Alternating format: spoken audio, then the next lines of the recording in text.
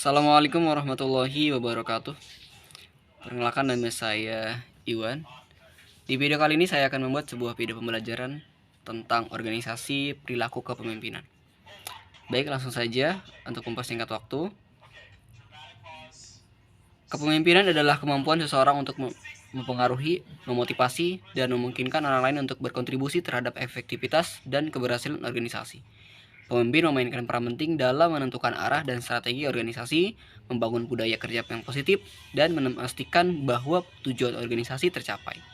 Menurut Robbins dan Judge 2017, kepemimpinan adalah seni dan ilmu untuk mempengaruhi orang lain untuk bekerja menuju tujuan yang ditentukan.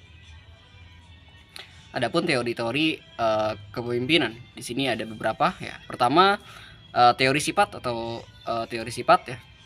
Secara definitif, teori ini fokus pada identifikasi karakteristik atau sifat yang dimiliki oleh pemimpin yang efektif.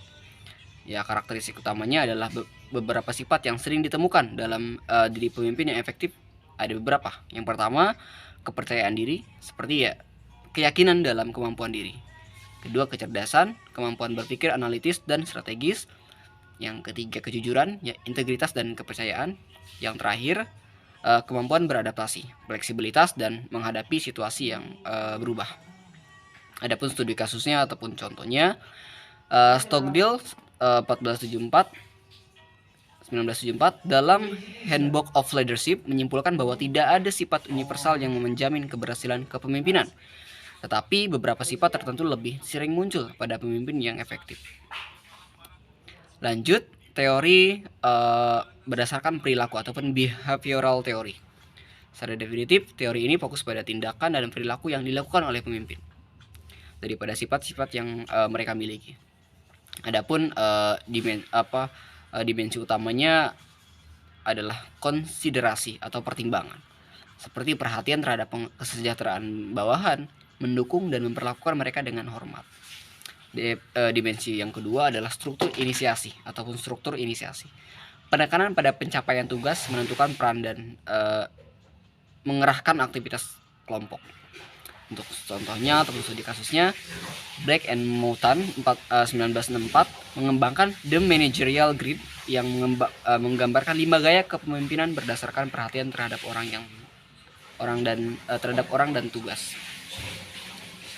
Untuk yang selanjutnya, teori situasional atau teori situasional. Secara definitif, teori ini menyatakan bahwa kepemimpinan yang efektif tergantung pada situasi.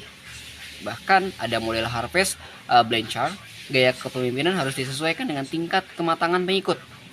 4 yang gaya kepemimpinan utama seperti mengarahkan, melatih atau coaching, mendukung atau supporting, dan yang terakhir mendelegasikan ataupun mendelegasikan. Untuk studi kasusnya adalah Hersey dan Blanchard 1977 menyatakan bahwa pemimpin harus fleksibel dan mampu menyesuaikan gaya mereka berdasarkan kemampuan dan keinginan pengikut. Untuk yang selanjutnya, teori kontingensi ataupun teori kontingensi. Secara definitif, teori kontingensi efektif kepemimpinan tergantung pada sejauh mana gaya kepemimpinan mereka sesuai dengan situasi tertentu. Adapun untuk model kontingensi ini ada model kontingensi Fiedler, seperti yang memperkenalkan konsep LCC atau Less Favored Coworker untuk menentukan gaya kepemimpinan seseorang.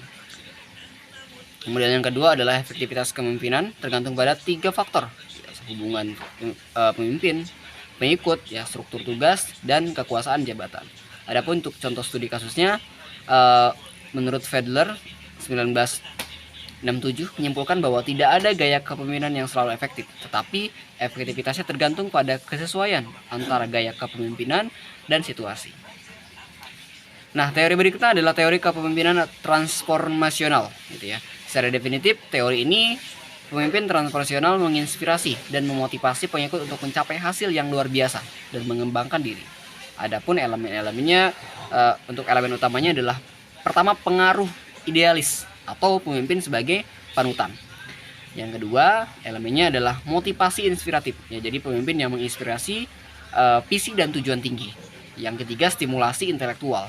seperti mendorong inovasi dan kreativitas. Dan yang terakhir, pertimbangan individu, ya perhatian pada kebutuhan individu, pengikut dan lain sebagainya. Untuk studi kasus contohnya adalah menurut BAS 1985 menyatakan bahwa kepemimpinan transformasional dapat meningkatkan kinerja organisasi dengan mengubah nilai dan aspirasi pengikut.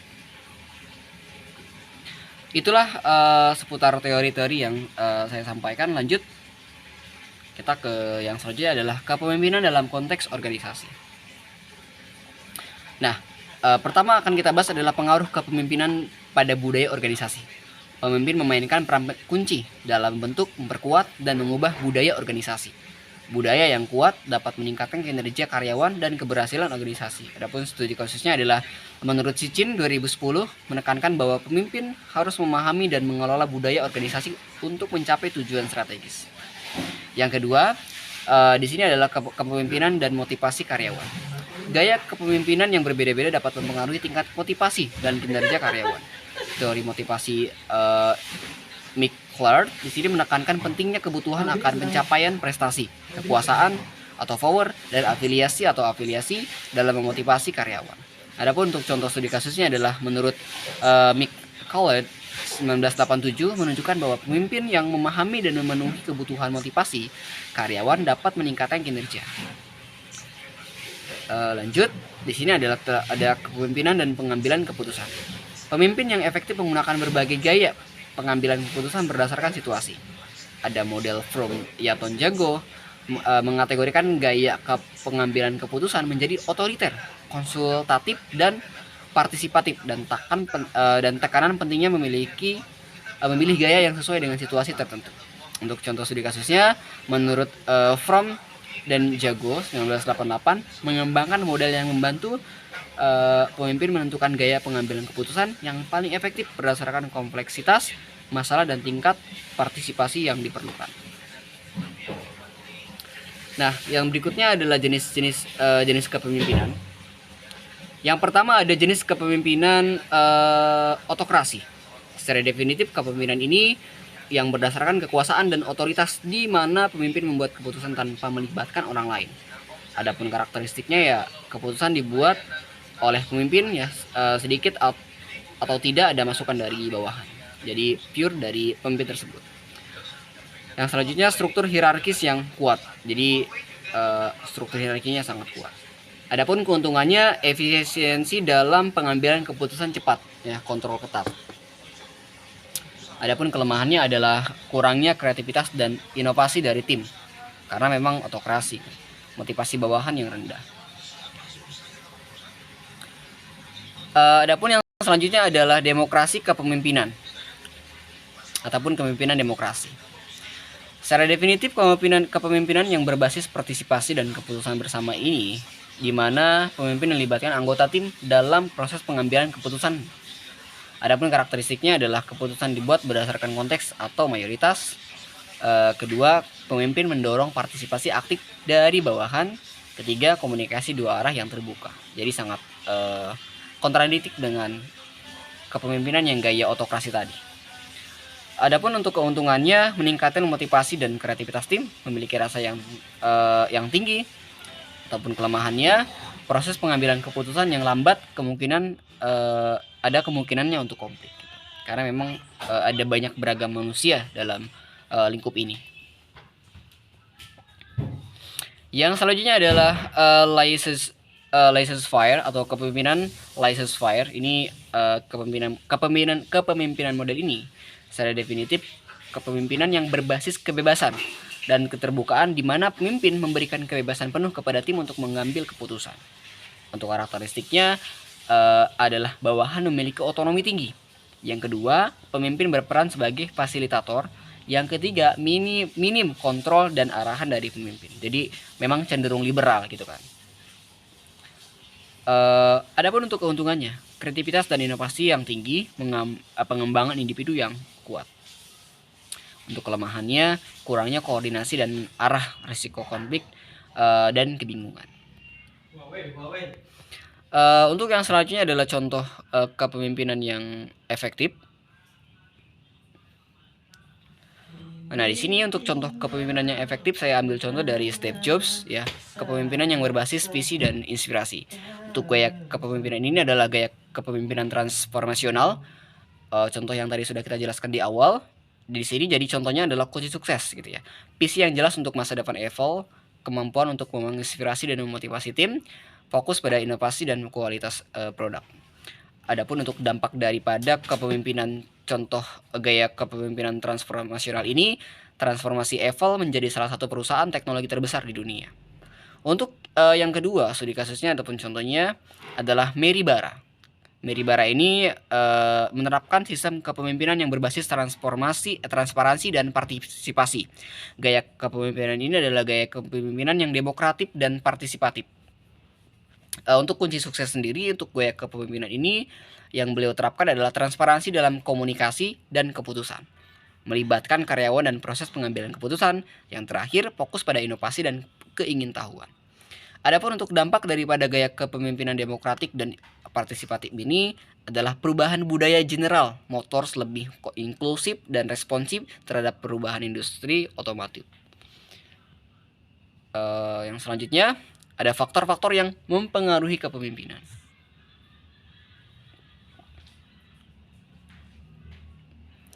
Nah, adapun untuk faktor-faktornya, faktor yang pertama adalah keterampilan komunikasi. Jadi faktor keterampilan komunikasi ini adalah salah satu faktor yang sangat penting. Secara definitif, kemampuan untuk menyampaikan informasi dengan jelas dan efektif. Adapun pentingnya faktor keterampilan ini, keterampilan komunikasi maksudnya adalah membantu dalam menyampaikan visi, membangun hubungan yang kuat, dan menghindari kesalahpahaman. Keterampilan motivasi ini secara definitif kemampuan untuk menginspirasi dan memotivasi orang lain untuk mencapai tujuan. Adapun pentingnya meningkatkan produktivitas dan kepuasan kerja karyawan. Itu tadi keterampilan, contoh keterampilan yang kedua. Untuk yang ketiga, keterampilan pengambilan keputusan. Secara definitif kemampuan untuk membuat keputusan yang tepat dan cepat. Pentingnya penyuntingan organisasi tetap responsif terhadap perubahan dan tantangan. Yang terakhir, keterampilan manajemen konflik. Secara definitif keterampilan manajemen konflik ini kemampuan untuk mengidentifikasi, mengelola, dan menyelesaikan konflik secara efektif. Pentingnya adalah membantu menjaga keharmonisan tim dan meningkatkan kolaborasi. Nah, untuk yang selanjutnya ada model-model kepemimpinan. Untuk model-model kepemimpinan ini adalah banyak, tapi saya cantumkan 3 saja. Untuk yang pertama adalah model kepemimpinan teori X ya. Secara definitif kepemimpinan yang berbasis kontrol dan otoritas. Adapun untuk karakteristiknya, menganggap karyawan cenderung malas dan harus bekerja keras. Pemimpin mengambil keputusan secara otoriter. Untuk contoh pengaplikasiannya adalah situasi di mana pengawasan dan ketat dan kontrol diperlukan.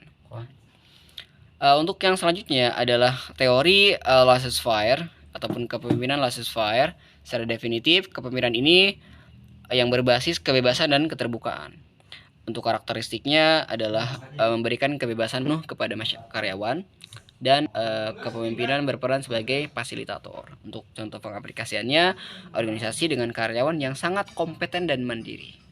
Untuk yang terakhir adalah teori kepemimpinan.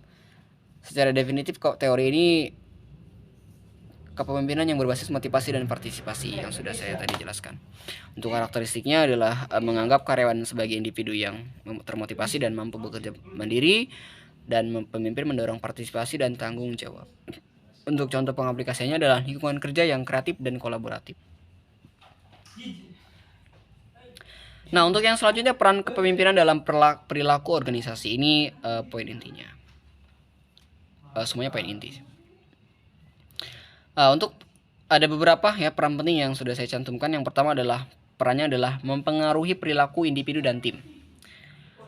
Pemimpin mempengaruhi perilaku ya, memotivasi dan kinerja individu serta tim melalui gaya kepemimpinan mereka. Untuk contohnya sendiri, pemimpin yang inspiratif dapat meningkatkan kinerja tim dengan memberikan visi yang jelas dan memotivasi anggota tim. Untuk yang kedua adalah mempengaruhi budaya organisasi. Pemimpin membantu membentuk, memperkuat dan memanage budaya organisasi melalui tindakan dan keputusan mereka. Untuk contohnya adalah kepemimpinan yang terbuka dan partisipatif serta dapat menciptakan budaya organisasi yang inklusif dan inovatif. Yang terakhir, mempengaruhi pengambilan keputusan. Gaya kepemimpinan mempengaruhi cara pengambilan keputusan dalam organisasi, termasuk beberapa banyak partisipasi dari anggota tim. Untuk contohnya, pemimpin yang demokratis melibatkan tim dalam proses pengambilan keputusan, yang dapat menghasilkan keputusan yang lebih baik dan meningkatkan rasa yang dimiliki di antara anggota tim. Nah, sampailah kita ke tahap studi kasus. Nah, untuk contoh studi kasusnya di sini adalah contoh kepemimpinan transformasional ya. Saya ambil contoh daripada kepemimpinan Steve Jobs di Apple Inc. Di sini Steve Jobs sendiri visinya adalah pekerjaan inovatif dan kemampuannya untuk menginspirasi membantu Apple menjadi salah satu perusahaan teknologi terdepan di dunia.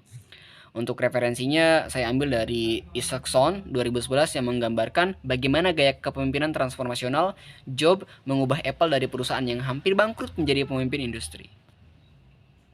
Yang kedua saya ambil contoh kepemimpinan situasional dalam krisis.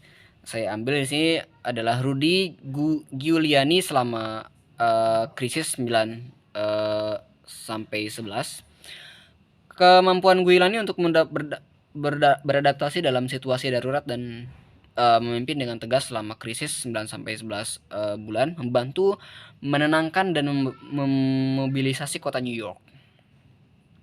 Untuk referensinya saya ambil dari Jurgen 2001 menjelaskan bagaimana Giuliani menggunakan gaya kepemimpinan situasional untuk mengatasi salah satu krisis terbesar dalam sejarah Amerika.